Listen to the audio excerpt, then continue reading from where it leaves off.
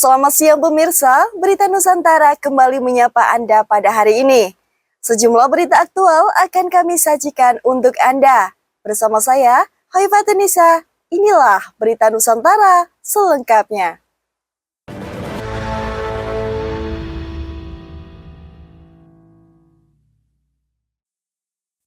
Kita mulai dari diplomasi internasional. Presiden Republik Indonesia Prabowo Subianto menyambut hangat rencana-rencana kunjungan Presiden Brazil Luiz Inácio Lula da Silva ke Indonesia. Presiden Lula berencana akan membawa ratusan pengusaha Brazil saat kunjungan ke Indonesia. Hal ini diungkapkan sendiri oleh Presiden Prabowo saat ia menyampaikan sambutan usai pertemuan bilateral pada hari Rabu 9 Juli lalu. Ia mengatakan bahwa Indonesia menyambut baik rencana Presiden Brazil yang akan membawa ratusan pengusaha ketika kunjungan ke tanah air nantinya.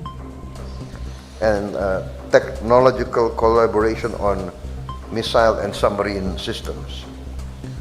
In the economic sector, we agreed to enhance cooperation in trade and investment, and we welcome very much your plan to bring several hundred Brazilian entrepreneurs with you on your visit so that we can get tangible cooperation as soon as possible. I welcome your leadership of Mercosur, and we hope that we can conclude the Indonesia-Mercosur Comprehensive Economic Partnership Agreement with you. Also, we will promote strong cooperation between our two countries through the role of our Sovereign Wealth Fund, Danantara. Terkait dengan adanya kunjungan tersebut, Prabowo menilai langkah tersebut akan membawa kerjasama dalam waktu dekat, terutama di bidang perdagangan dan investasi. Ia juga menegaskan, baik Indonesia maupun Brazil, keduanya memiliki kesamaan kepentingan, serta memiliki potensi besar untuk memperkuat di bidang ekonomi. Prabowo menunjukkan kekagumannya kepada negeri Samba tersebut atas kemajuan Brazil dalam sektor pertanian dan bioenergi. Tidak hanya itu, Prabowo juga menyampaikan keinginan mempelajari berbagai pengalaman dari Brazil.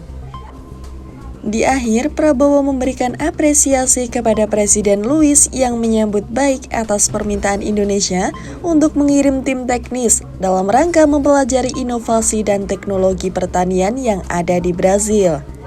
Java TV melaporkan. Masih dari lawatan kenegaraan Presiden Prabowo ke Brazil.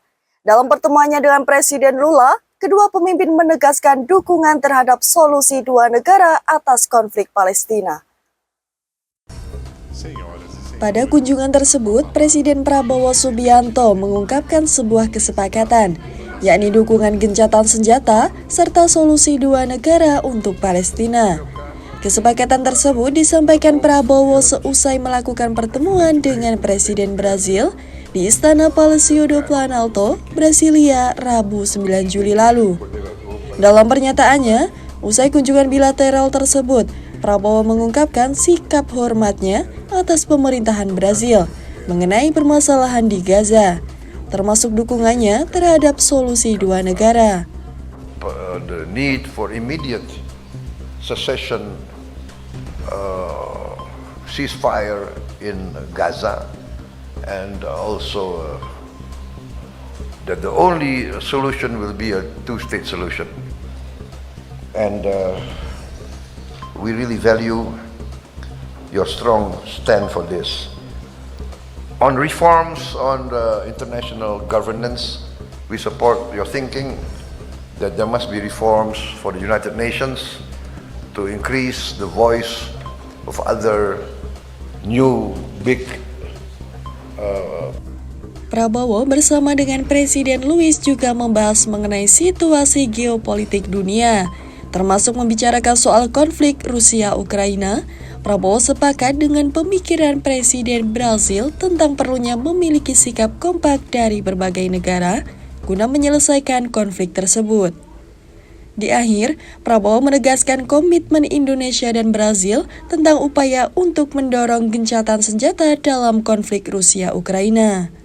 Java TV melaporkan. Kunjungan Presiden Prabowo ke Brasil juga membuahkan rencana kerjasama strategis. Indonesia dan Brasil siap berkolaborasi dalam pembuatan rudal dan kapal selam. Rencana tersebut diungkap sendiri oleh Prabowo usai melakukan pertemuan dengan Presiden Brazil, Luiz Inácio Lula da Silva, di Istana Palácio do Planalto, Brasilia, Rabu 9 Juli 2025 waktu setempat. Seusai acara pertemuan tersebut, Prabowo menyebut jika Indonesia dan Brazil akan menjalin kerjasama di berbagai bidang, salah satunya adalah pertahanan. Dalam keterangannya, ia mengatakan bahwa Indonesia dan Brazil sepakat akan melakukan kerjasama di bidang pertahanan, serta ia juga mengatakan bahwa Angkatan Bersenjata Republik Indonesia juga telah menggunakan beragam alutsista dari pemerintah Brazil. Already good cooperation. We would like to implement the Indonesia-Brazil Defense Cooperation Agreement. Our defense forces have already used many of your defense products and equipment, and I think we would like to continue this cooperation through joint production and joint technology transfer. We also would like to increase joint military personnel training and technological collaboration on missile and submarine systems. In the economic sector, selanjutnya, ia juga menyebut bahwa kerjasama yang akan dilakukan antara Indonesia dan Brazil akan terus berlanjut. Ia mengatakan bahwa kedua negara akan memproduksi alutsista bersama. Di akhir, Prabowo juga mengatakan bahwa kedua negara nantinya akan menggelar latihan militer bersama. Java TV melaporkan. Dari ranah budaya, tradisi pacu jalur dari Riau kini tengah didorong untuk mendunia. Menteri Kebudayaan Fadlizon menyebut tradisi ini sebagai warisan budaya tak benda yang harus dijaga. Fadlizon dalam keterangan tertulisnya pada Rabu 9 Juli 2025 lalu mengatakan bahwa pacu jalur sudah menjadi warisan budaya tak benda Indonesia dari tahun 2025. Oleh karena itu, ia ingin agar pacu jalur semakin dikenal di dunia.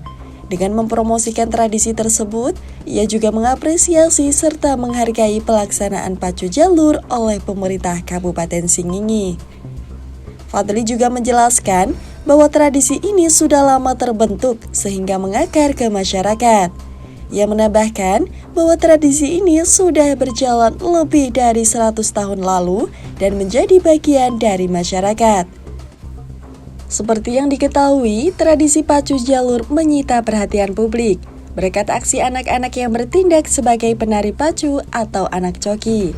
Perhatian tersebut tidak hanya datang dari dalam, namun juga mancanegara.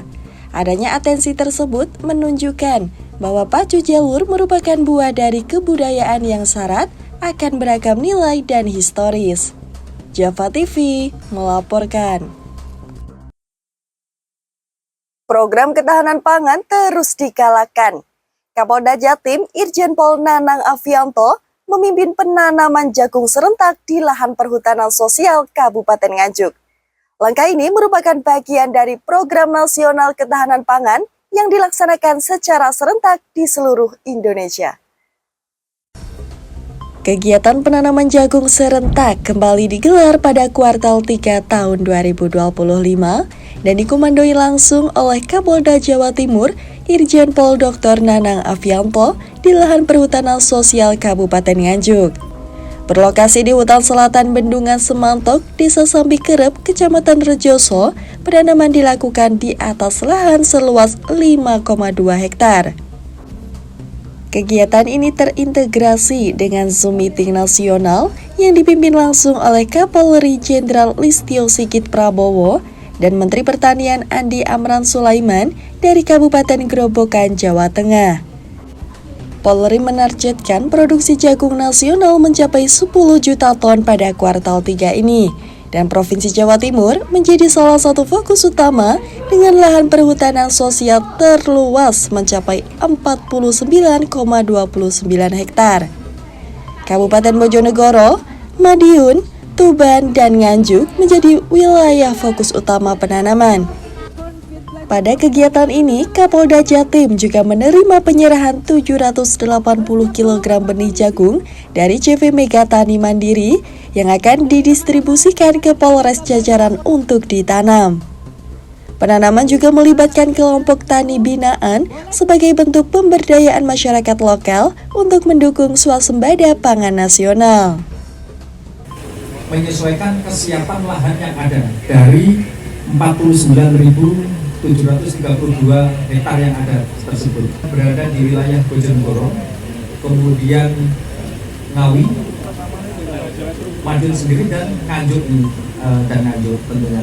Kami mempertimbangkan berbagai kesiapan lahan yang ada, makanya kami siapkan hari ini berada di lokasi ini. Mudah-mudahan tentunya apa yang kita lakukan ini tentunya tidak sia-sia, tidak bermanfaat pada masyarakat sekitar, tentunya akan sia-sia.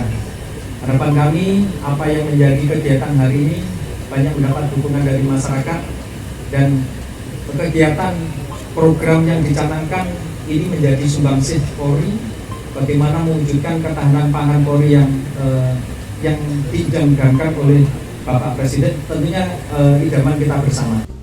Yohanes, Java TV melaporkan.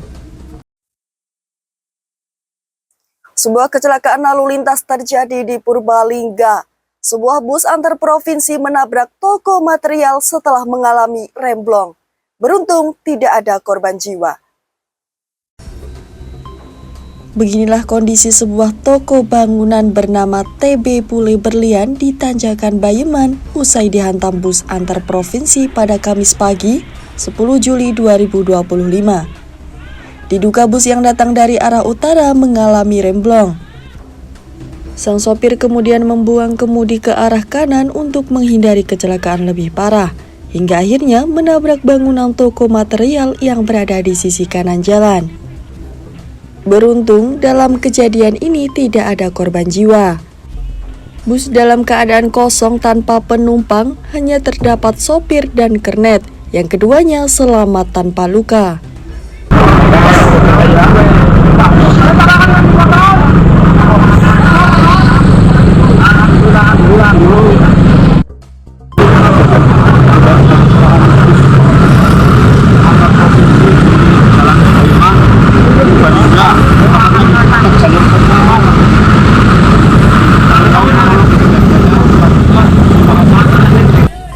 Namun, akibat kecelakaan ini, arus lalu lintas di jalur Bayeman sempat tersendat hingga mencapai 1 km. Petugas kepolisian dibantu warga terpaksa mengatur lalu lintas secara manual untuk mengurai kemacetan. Diketahui, lokasi ini merupakan titik rawan kecelakaan. Sehari sebelumnya, sebuah truk bermuatan mie instan juga mengalami kecelakaan dan masuk ke jurang, tak jauh dari titik tabrakan ini. Meski terdapat jalur penyelamat, kondisi jalan yang menurun tajam serta lubang di sekitar lokasi diduga memperparah situasi. Solihin Kohar, Java TV melaporkan. Fenomena layangan kembali jadi sorotan. Kementerian Perhubungan melalui Direktorat Jenderal Perhubungan Udara menanggapi maraknya aktivitas bermain layangan di sekitar area penerbangan Bandar Udara Internasional Soekarno-Hatta, Tangerang, Banten. Kemenhub mengingatkan akan gangguan yang ditimbulkan oleh aktivitas layangan tersebut, sehingga mengakibatkan sejumlah pesawat mengalami hambatan kala menuju ke area pendekatan. Lukman F. Laisa, selaku Direktur Jenderal Perhubungan Udara mengatakan bahwa beberapa pesawat yang semula dijadwalkan mendarat harus dialihkan ke bandar udara terdekat. Buntut dari aktivitas layangan tersebut, Lukman menjelaskan bahwa pengalihan tersebut guna memastikan keselamatan operasional penerbangan. Menindaklanjuti adanya gangguan ini, Lukman mengatakan bahwa Kemenhub telah berkoordinasi dengan aparat penegak hukum, pemerintah daerah, serta pengelola kawasan sekitar bandara guna melakukan edukasi, patroli, serta menindak tegas bagi pelaku yang berpotensi membahayakan penerbangan. Lukman juga menambahkan bahwa akan ada potensi pidana dan denda. Hal ini didasarkan dengan pasal 421 Undang-Undang Nomor 1 Tahun 2009 tentang penerbangan. Dalam keterangan pasal tersebut, hukuman pelaku yang membahayakan keselamatan dan keamanan penerbangan adalah pidana paling lama 3 tahun dan atau denda sebesar 1 miliar rupiah.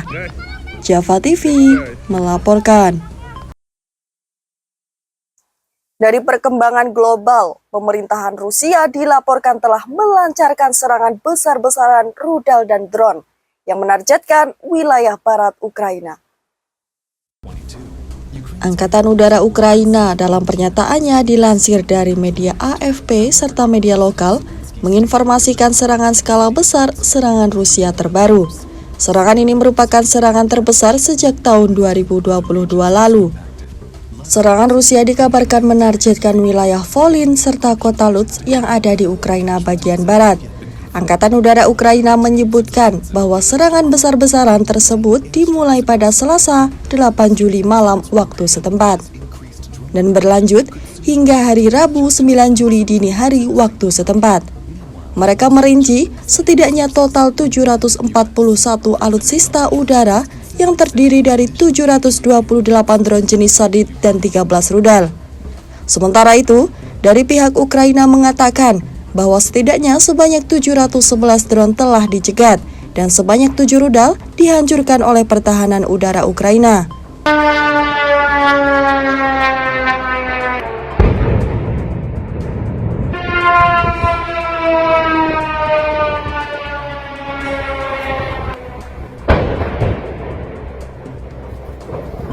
Disebutkan bahwa dampak dan serangan ini adalah setidaknya sebanyak 4 lokasi terdampak oleh serangan langsung Rusia, sementara puing-puing drone tersebar di 14 lokasi.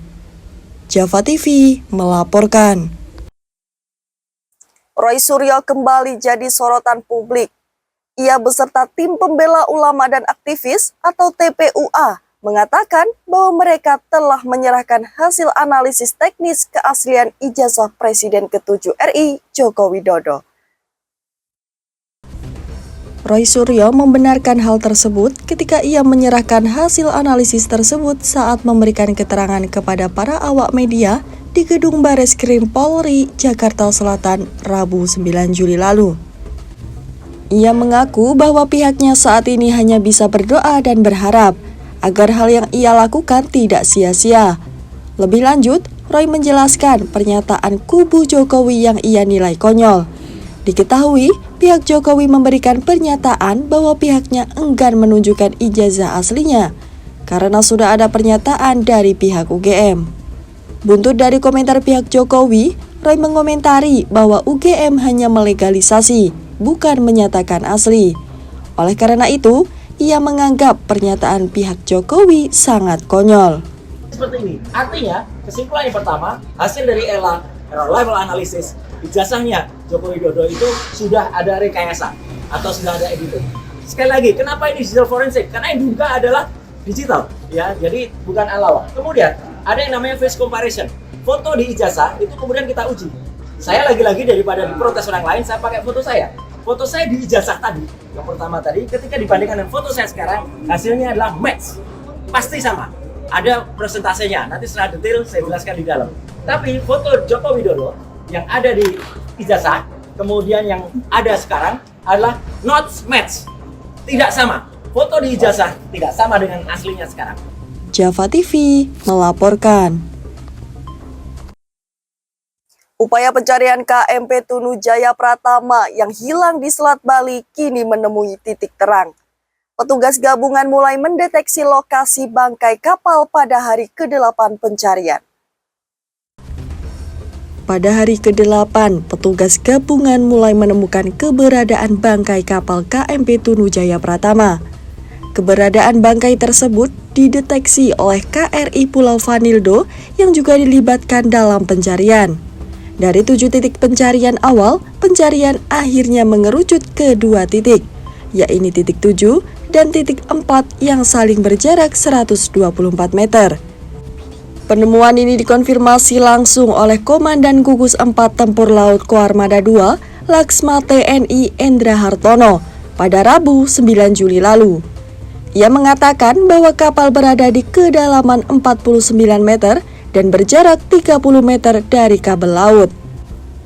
Saat ini, KRI Spika milik TNI Angkatan Laut telah berada di lokasi, serta melakukan pemindahan bawah air dengan alat yang lebih mumpuni. Di akhir, Endra berharap agar hasilnya dapat memperjelas lokasi objek yang telah ditemukan sebelumnya. Java TV melaporkan. Baik pemirsa, informasi tadi sekaligus menjadi penutup perjumpaan kita hari ini. Saya Haifatunisa dan segenap tim redaksi yang bertugas pamit undur diri. Selamat siang, salam berita Nusantara.